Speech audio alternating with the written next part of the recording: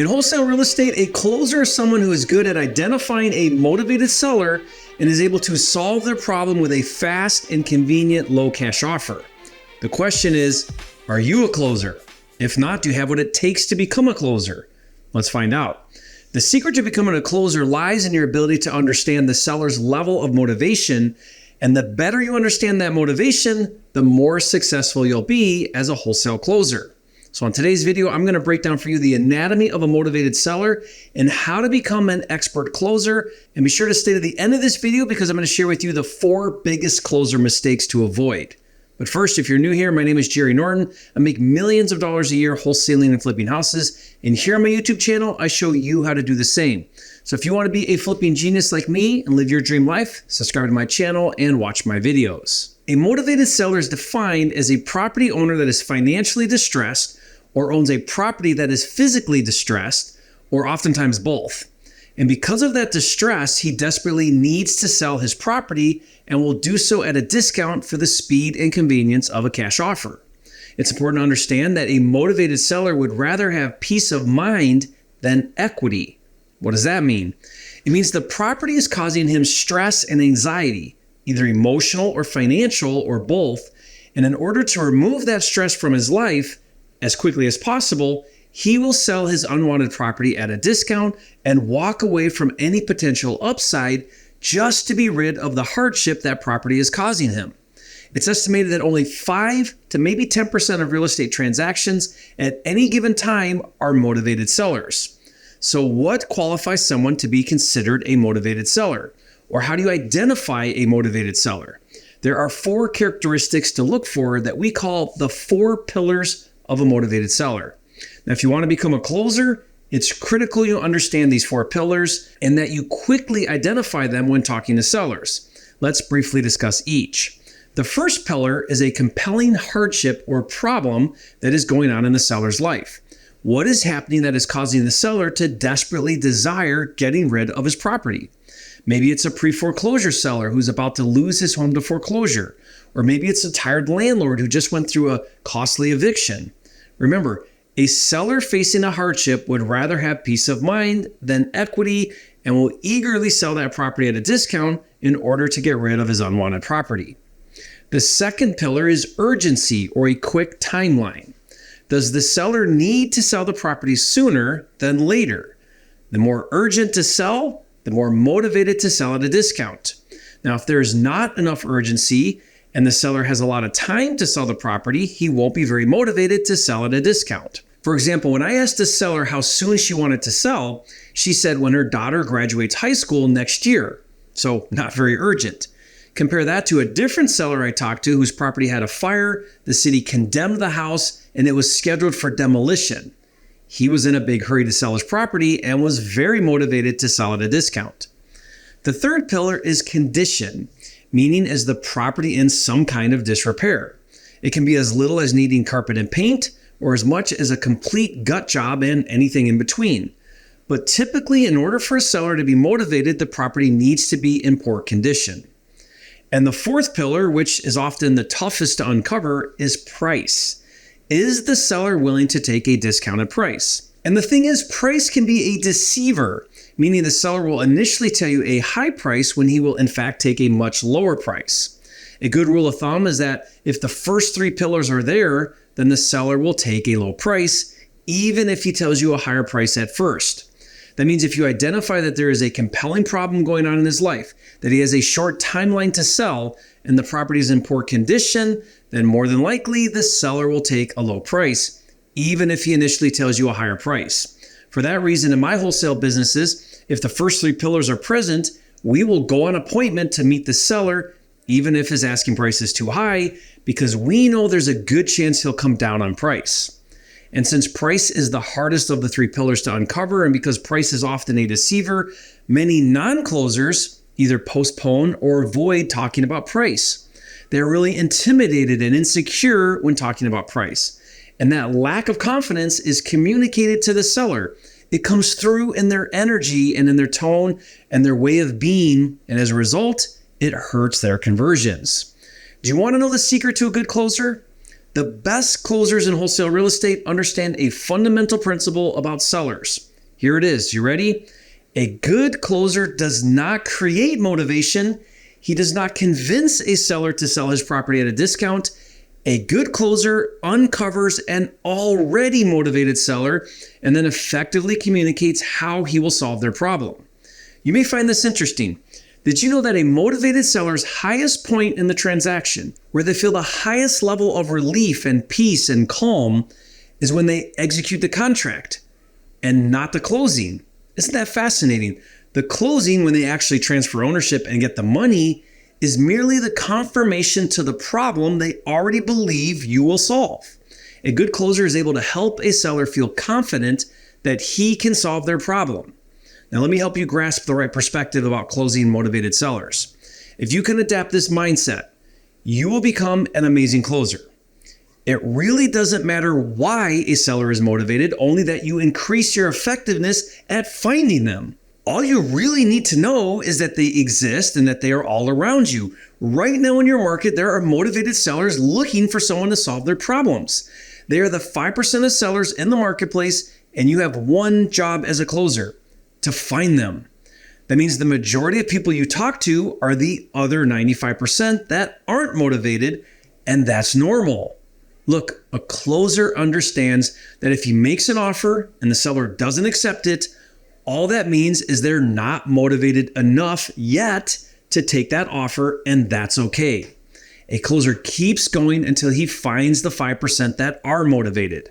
I can't tell you how many people don't understand that.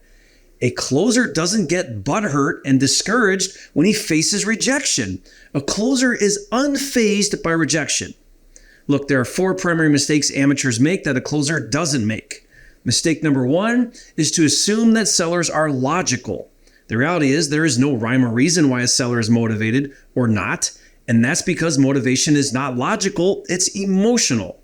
For example, just because a property is distressed doesn't mean the seller is automatically motivated or should be motivated. You could have a property that needs a ton of work and the seller is not motivated, and you could have a property that doesn't need any work and the seller is extremely motivated. Stop trying to make sense out of it. Just make offers and the motivated sellers will rise to the top. Big mistake number 2 that novice wholesalers make is they assume that the asking price is equal to the seller's level of motivation.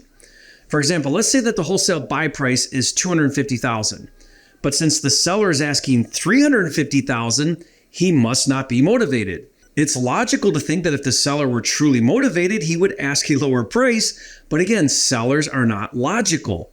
They are emotional. Remember what I said earlier, price can be a deceiver. A closer understands that there is no correlation between asking price and acceptance price.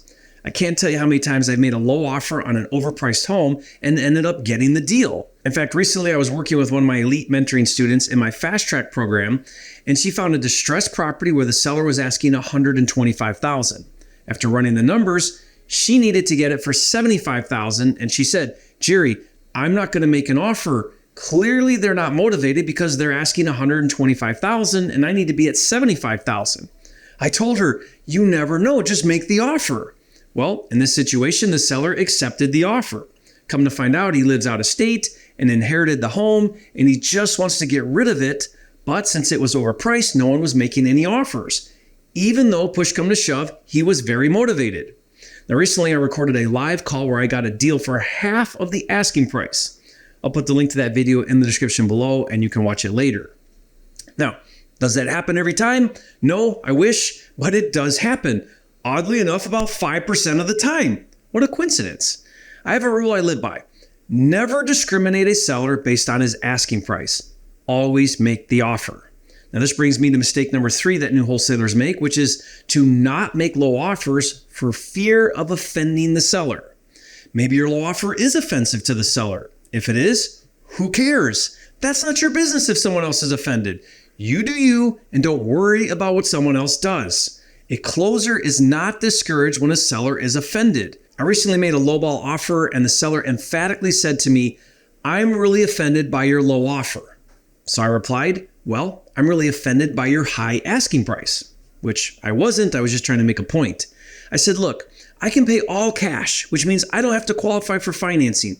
I can buy it as is, which means you don't have to make any repairs. I can close quickly, so you could get $100,000 in your pocket in 2 weeks from today, and I'll even cover all the closing costs, so it costs you absolutely nothing. If getting closure on this property is worth my time, great, let's get it done. If not, no problem, I get it, and I wish you the best of luck. Here's the takeaway. Always make the offer, regardless of asking price, and don't be worried about offending the seller. Mistake number 4 amateur wholesalers make is they assume that no means no. No never means no. No only means no right now. Motivation changes weekly, daily, even hourly. I made an offer once to a seller who rejected it. Within an hour, he called me back and said he would take my offer. Now, I asked what changed in this past hour. He said as soon as he hung up the phone with me, he got a call from the city that someone had thrown a rock in the window and he needed to fix it ASAP or he would be issued a citation. Now, that call from the city was the straw that broke the camel's back. He went from not motivated to very motivated in an instant. My policy is to follow up and reoffer weekly until the seller says he does not want to sell or he sells it to someone else. One of my elite mentoring students in my fast track program, following this policy, after 6 months of reoffering weekly on a property, the seller finally accepted his offer. Studies show that 80% of sales are made on the 5th to 12th follow-up. Consistent follow-up alone will increase your deal flow drastically. So here's what a closer does to find a motivated seller. He puts an offer in front of the seller and he sees how they respond. It's that simple.